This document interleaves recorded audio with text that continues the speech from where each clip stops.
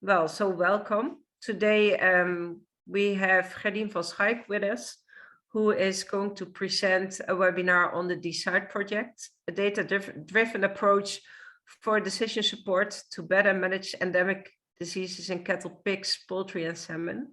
This is a project that started last year and which is coordinated by Gerdien. I think most of you will know Gerdien van Schaik. She works in the Netherlands as a professor on monitoring and surveillance of cattle health, or well, I think all species, right, Gerdien?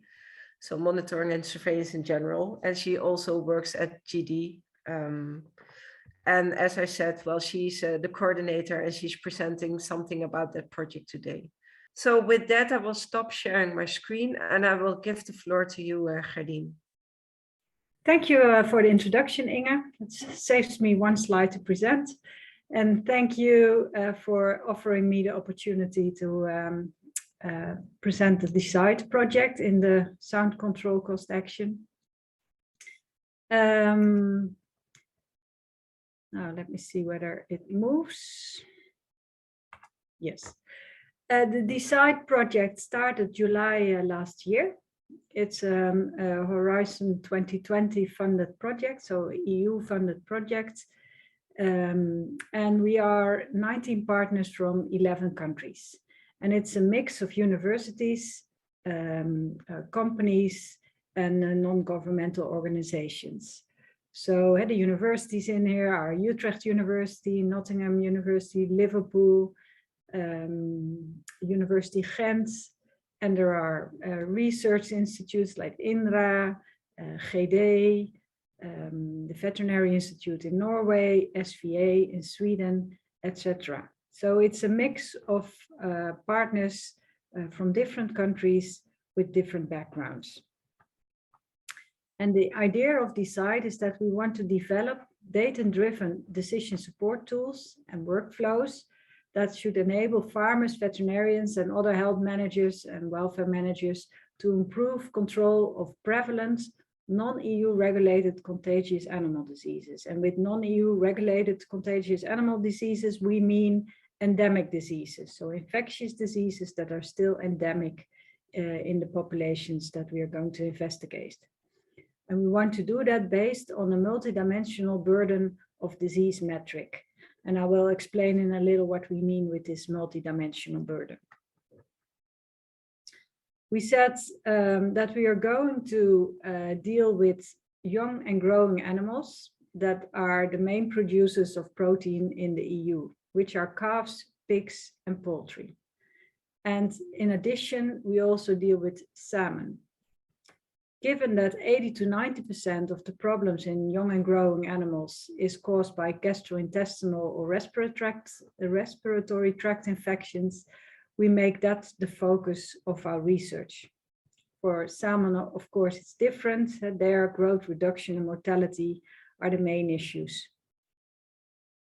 With non-EU regulated diseases, we mean diseases that may spread within or between herds, flocks, or fish farms, have the highest impact on animal health, animal welfare, and the sustainability of the production, so have a large production reduction effect, lead directly or indirectly to antimicrobial usage, and negatively influence the quality and quantity of animal products, and with that impacting the efficiency of the value chain in protein production. So the overall concept is that we will develop data-driven decision support tools, co-created with the users. So we want to, with help of farmers, vets, and other health managers, we want to create these tools. And they should provide the actors for animal health and welfare with robust and early signals of disease emergence. Something is wrong with your animals. Then they can choose to adopt diagnostic confirmation. They have to have user-friendly interfaces in which they get insight in what they can do then to control the disease. along with the implications for disease spread, economic consequences, antimicrobial usage, and animal welfare. And this whole thing together, so disease spread, economic consequences, AMU, and animal welfare, we call the multidimensional burden of disease. That is what the burden of disease is for the farmer and for the farm. So this is the overall concept in a figure. So as said, on the left, there's the pig, poultry, cattle, and salmon sector that are involved in this project. And they have certain needs, the stakeholder needs for these different species. We are going to deal with existing data. We are not going to produce new data in this project. But this existing data preferably can also be new sensor data. So from animal movements, temperatures, etc. So there's an important part in the project in which we are going to investigate what data is available on herd level or across herd level. We then want to develop early warning systems because we want to detect that something is wrong with this young and growing animal or in the salmon. We do include there the risk of disease spread. We're dealing with infectious diseases. So if you don't do anything, if you don't control the disease, it may spread within your farm, but even maybe to other farms, and that causes losses. And we will do something about control measures. What measures are there? How can we rank them in effectiveness, in economic consequences, but also, for example, in antimicrobial use? And a lot depends on the disease burden, whether you are going to control a disease and how much money you want to spend on controlling that disease depends on the economic impacts and the effect of control you are expecting. So the benefits that control measures you may give.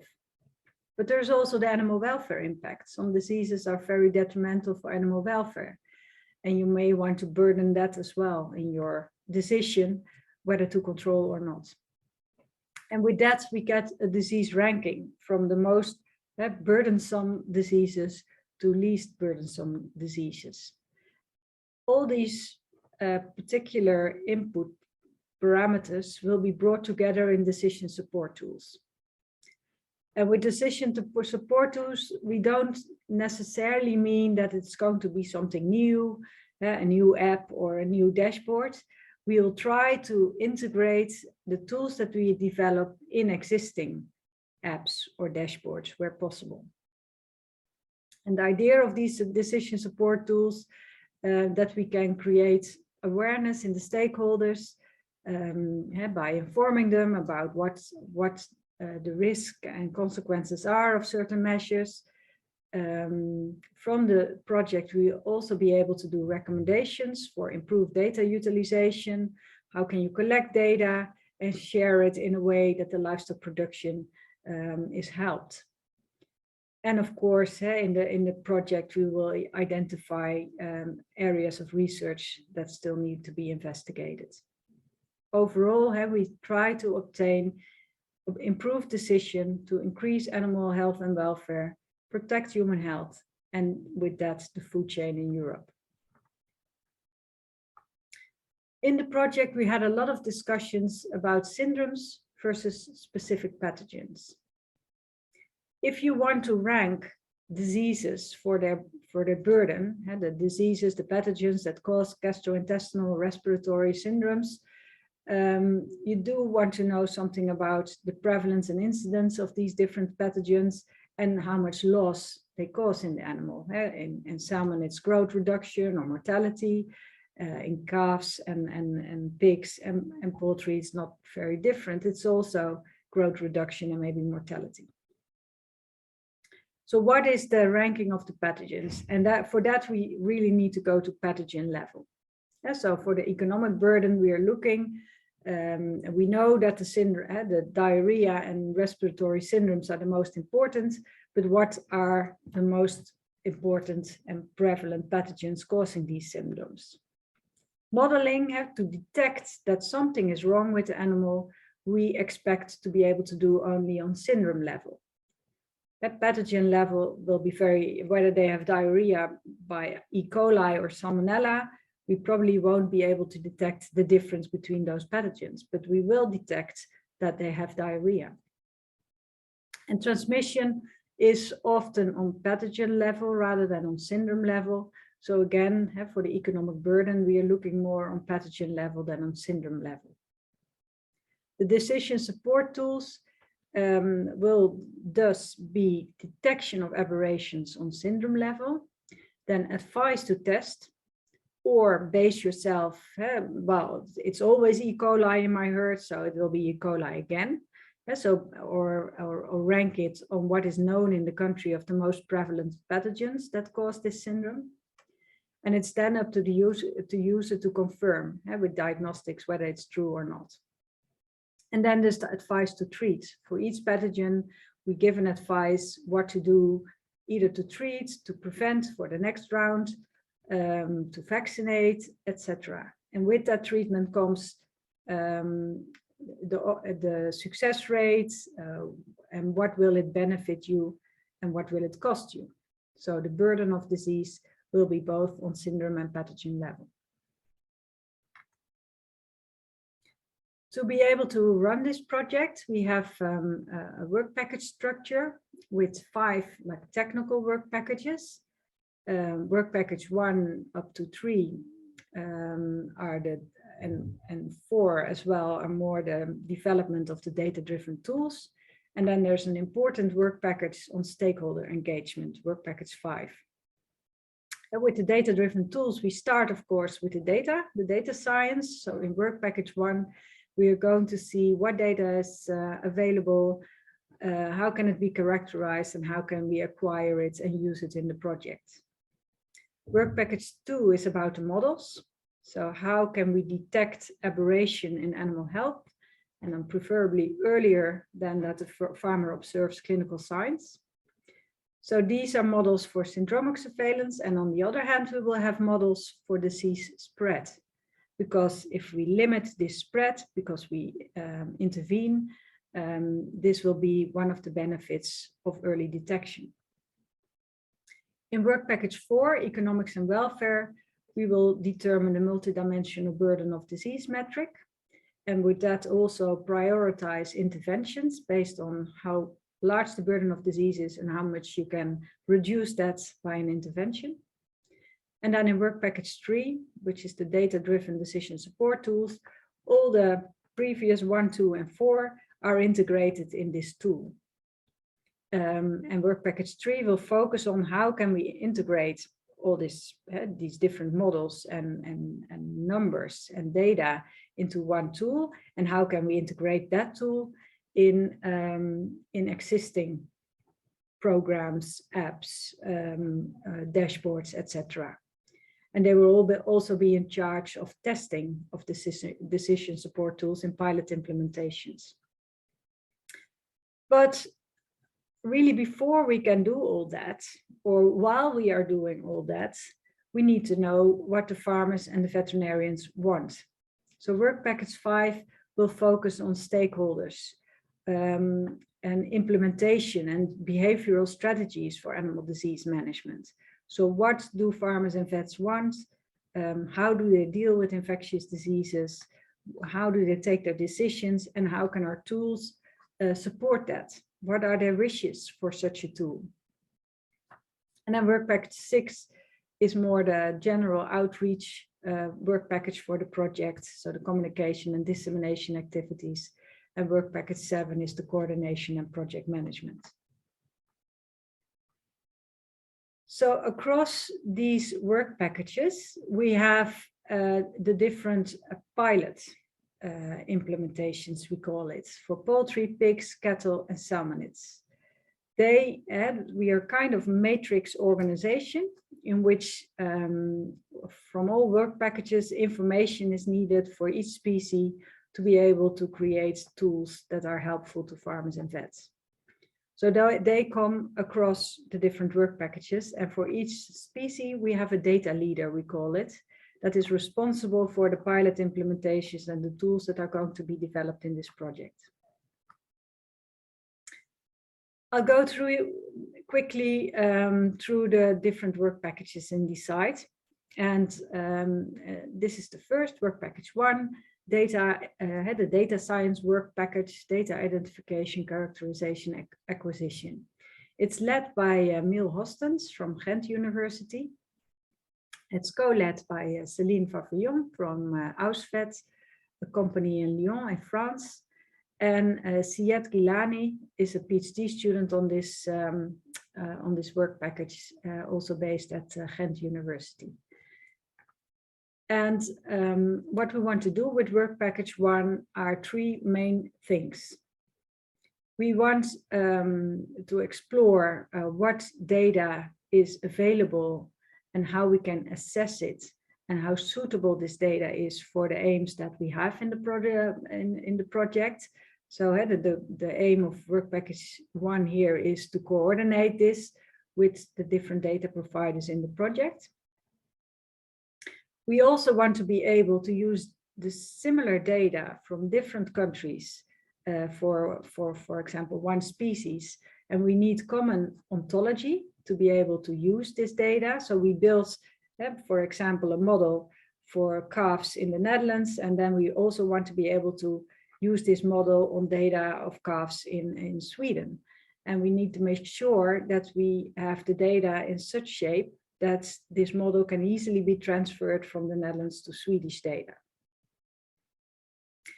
And we want to develop approaches other than just the regular data access. There is a data provider, the data provider gives you the data and you do your thing with that data. And we also want to investigate different approaches and define best practices for using data from different sources. So for ontologies, we are looking at different approaches. There's the traditional approach and there is more a graph-based database. And Syed is now investigating what would be the most efficient approach for our project, and also for other projects in future that want to do the similar things. What I think is very interesting is the data sharing. How are we dealing with data? We already have, of course, a lot of privacy issues and that we have to deal with in DECIDE project. So there's contracts for that. That's for the direct data sharing, which is a kind of the default approach within DECIDE. Everybody is used to that. We can make contracts between partners when they want to share data, or with external partners when they also want to put data in the project. So that is all already working and in progress currently. But there are 2 other ways that we want to see whether we can obtain data. One is a centralized data exchange, which is also called Federated Querying. And the other is privacy preserving data analytics. And the latter is really a method in which the data doesn't leave the source. So you bring the code to the data, the model to the data, instead of the data to the model. And both these 2 last approaches we will investigate in this project with at least 1 pilot implementation. So just to give you an idea what I exactly mean with direct data sharing, approach A, we call it here. There's different data providers. For example, there is we are dealing with a cattle farm and we want to know what the calves are doing. So we have data from the temperature from the barn in a herd. We have movement data from a sensor on the calves. And we have how much they drink from a automatic milk feeder to the calves. And so there are different data providers potentially.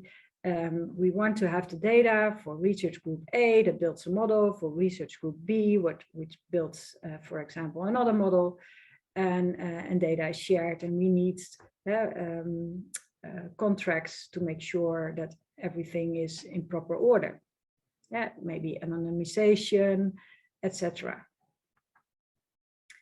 With centralized exchange via federated querying, approach B we call it, the researcher can query a question to each of the data providers, and that data provider responds with a certain parameter. So he sends the parameter out. For example, we want the average temperature for a certain period of the day. Then we only get this average temperature for a certain period of the day, and not all temperature measures that were done during that period. So you already get more aggregated parameters instead of the raw data. But data still needs to leave the organization, and anonymization may still be needed. If you talk about temperature, that's maybe not a thing, but if you talk about calf mortality, maybe the farmer still wants the data to be anonymized. So the last approach, federated learning, is really that the model is brought to the data provider.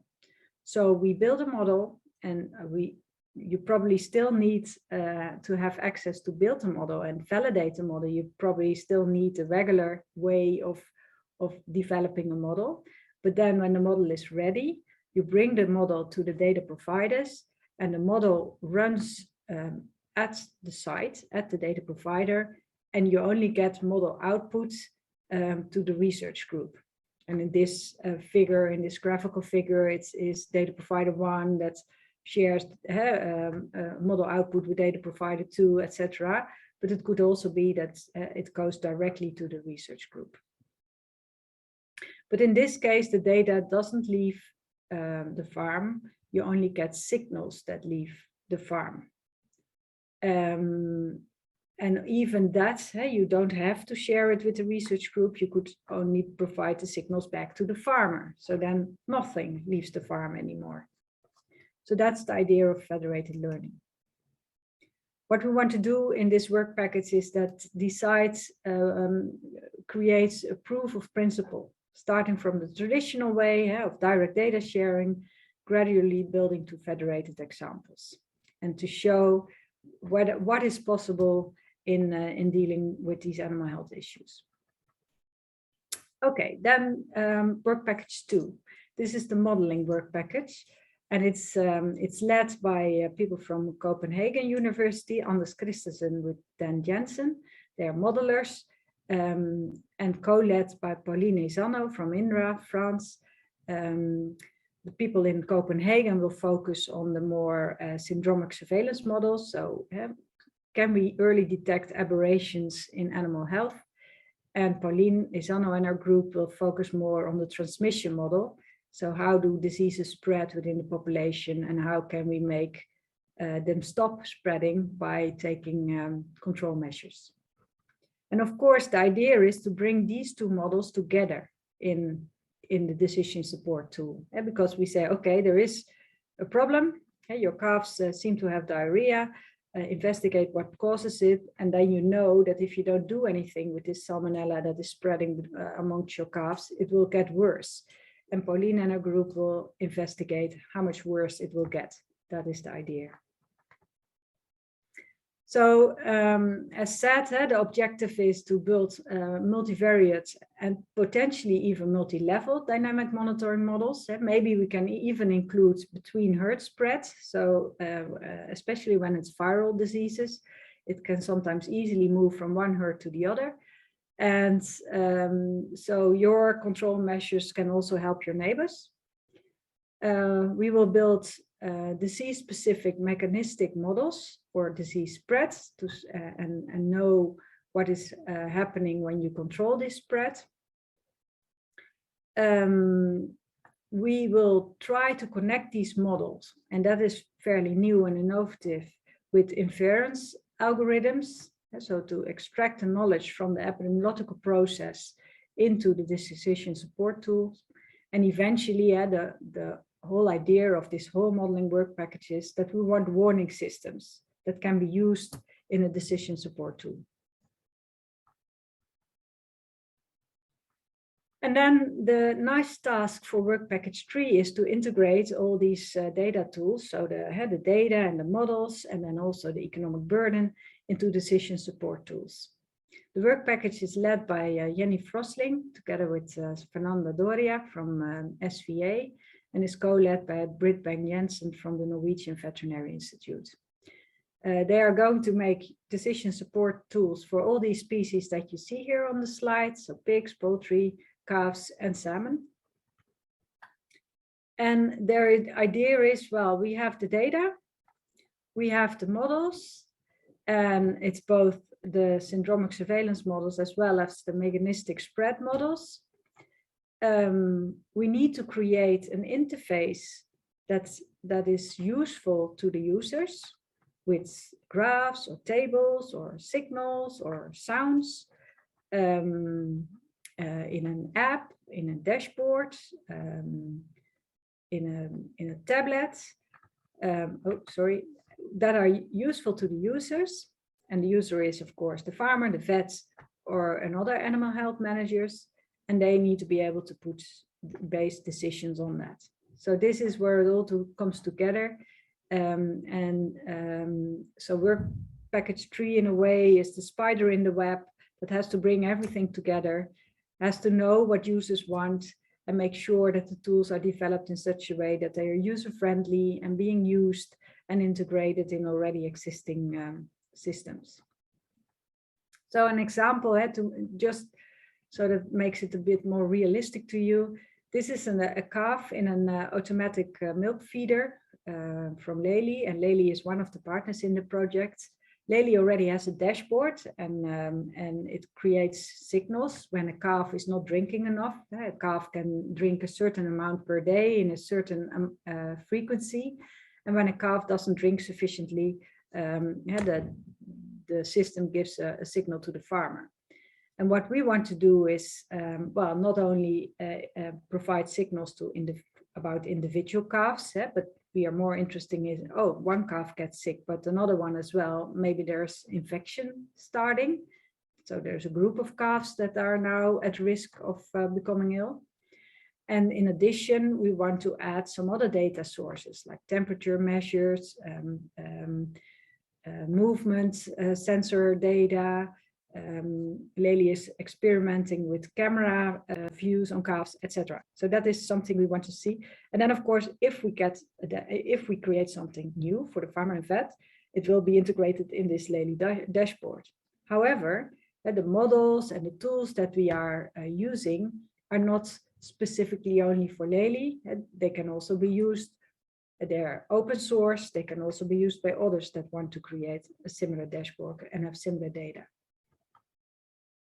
Okay, then work package 4, the multidimensional burden of disease metric, prioritization of interventions, is led by Wilma Steneveld from Utrecht University and co-led by Jonathan Ruston from Liverpool University together with Will Gilbert, also from Liverpool. The main objectives and tasks in this work package is that we want to determine the economic and welfare burden of these prevalent contagious production diseases and ensure prioritization of control measures.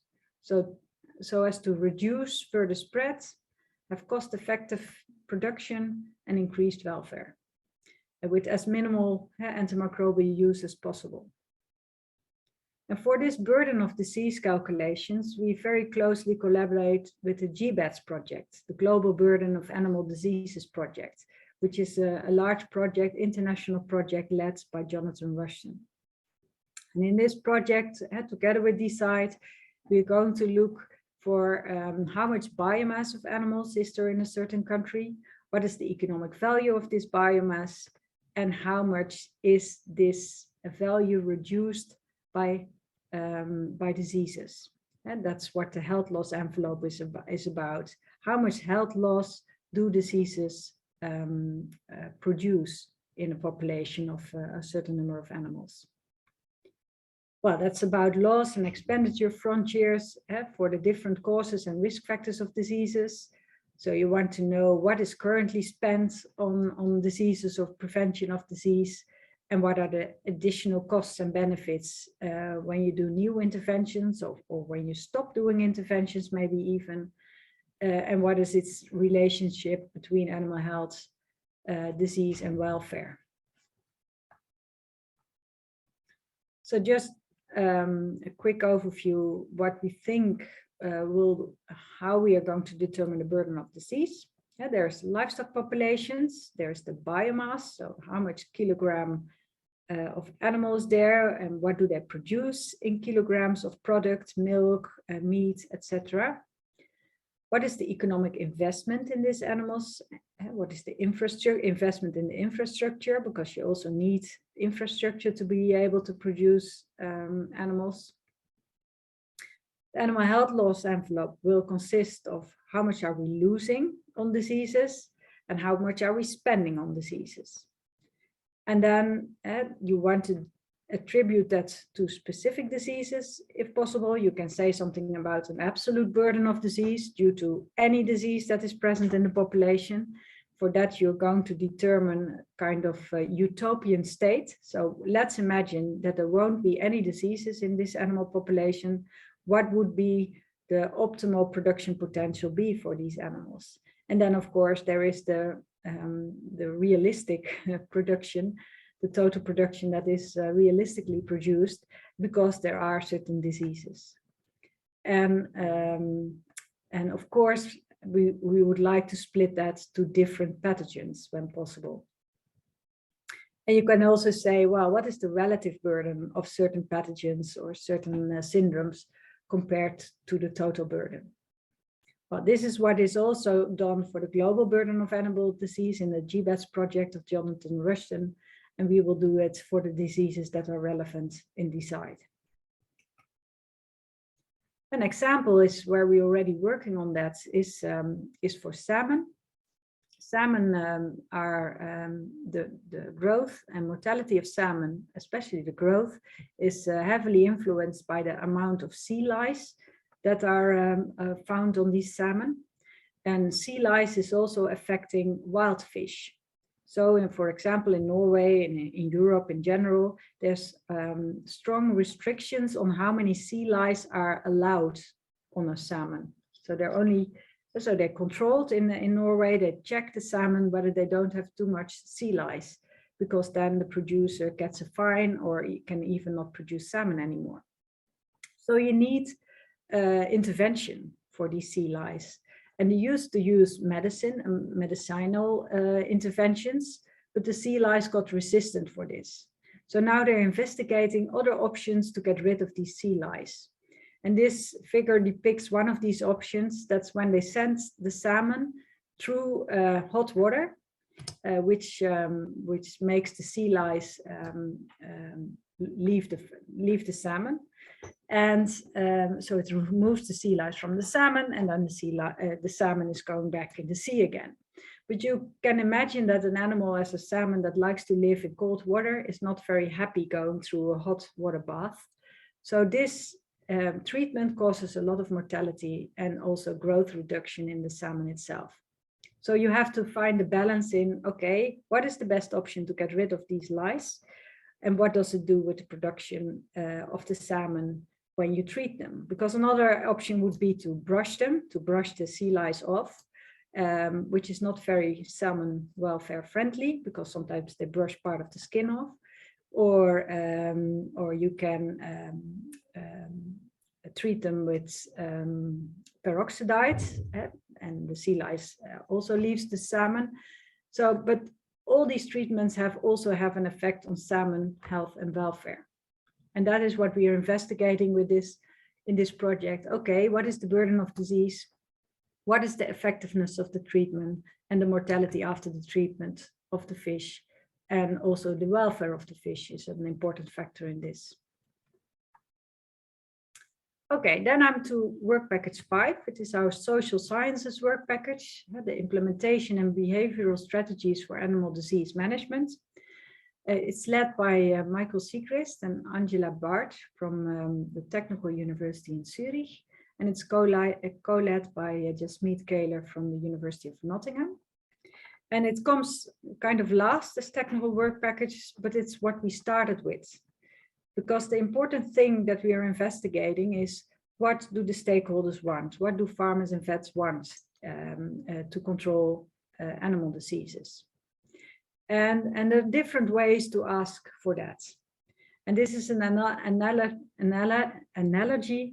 Hey, you can ask farmers what they want, but if they don't know what there will be in the future, you cannot properly ask them. So in a time that we only had horses for draft power, they wouldn't know that a tractor would come into picture and would exist. So you could ask them if they want more draft power. Okay, what do you want? Well, more horses. And they wouldn't think of tractors. So if you start asking bottom up, you have to be aware that farmers may not be aware yet of the opportunities that there will be in the future. So you may want to provide farmers with the innovation. You may want to sketch it to them in a more top-down approach, in which you sketch possibilities for the future and ask them, well, would you like to do this? Another way, and a better way, is asking farmers what they need. How do they want their crops to prosper? How do they want their animals to prosper? What do they think they need to be able to do that? And then you can think of concepts that can make that need come true. If they say, well, we really need to be able to detect problems in animal health earlier than we see now. Okay, so then we need to develop syndromic surveillance model that can detect disease earlier than the farmer can detect it. Or maybe the farmer doesn't come in the barn so much anymore, so that he can see at the computer in his house that something is wrong with his calves. So that is the idea that we are now investigating and using in the DECIDE project. If you look at the technical and experimental ways to look at new developments, as innovations, then there's on the x-axis you have different innovations that are of low maturity, they are just starting, or a very high maturity, almost ready to be implemented in practice. And there is the focus on, either is it still the testing phase, or are we more on designing? And based on this diagram, you can say, well, depending on what you want, whether a project is already of high maturity, then you're more interested in pilots, market pilots, societal pilots. If you're more in the R&D phase still developing an innovation, it's more like clinical field trials, testing prototypes, and in the middle is the living labs. And that is where we believe most of our tools will be. So we will focus in the DECIDE project much on living lab approaches, sometimes going towards a bit more like the low maturity tool, and sometimes already fairly mature tools and more to the high maturity tools. And in the living lab approaches, we use different methods to determine what the stakeholders want. Co-creation, user engagement, real life settings are keywords in this living lab approach. So this is an example for cattle, in which we say, okay, in the concept phase of when we are just designing still a tool, you need to explore what stakeholders want, maybe co-create and implement pilot versions and evaluate.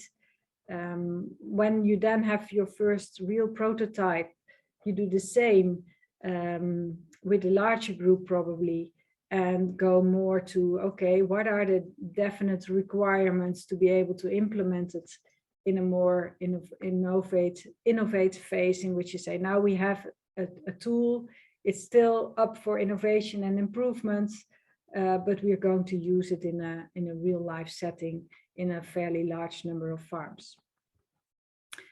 And the idea is that we will do that for cattle, especially in the explore phase, with focus groups, with farmers, with some qualitative surveys, with vets, and interviews. In the co-creation phase, we will try to discuss it. We will find some farmers and vets that want to try it out, discuss it in small groups, and develop concepts and scenarios that we can then use in a more advanced tool. And when we then go to the evaluation, we have workshops again with stakeholders, interviews, maybe try to have them work with the tool while we are sitting next to them to see what they're doing with the tools, and also possibly quantitative surveys to get an overview of how much they like it or not.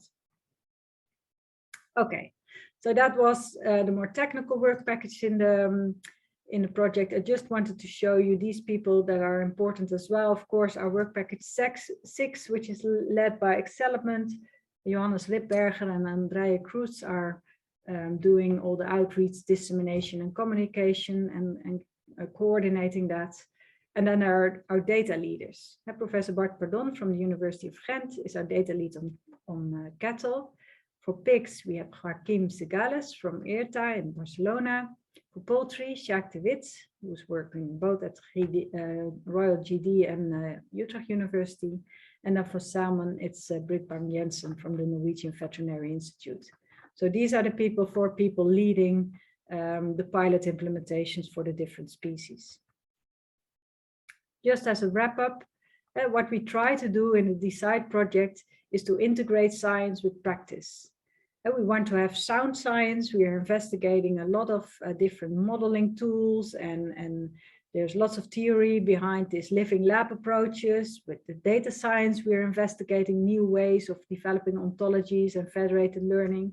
It has to be sound science, but in the end, we want to have innovative tools that can be used on farms by farmers and vets.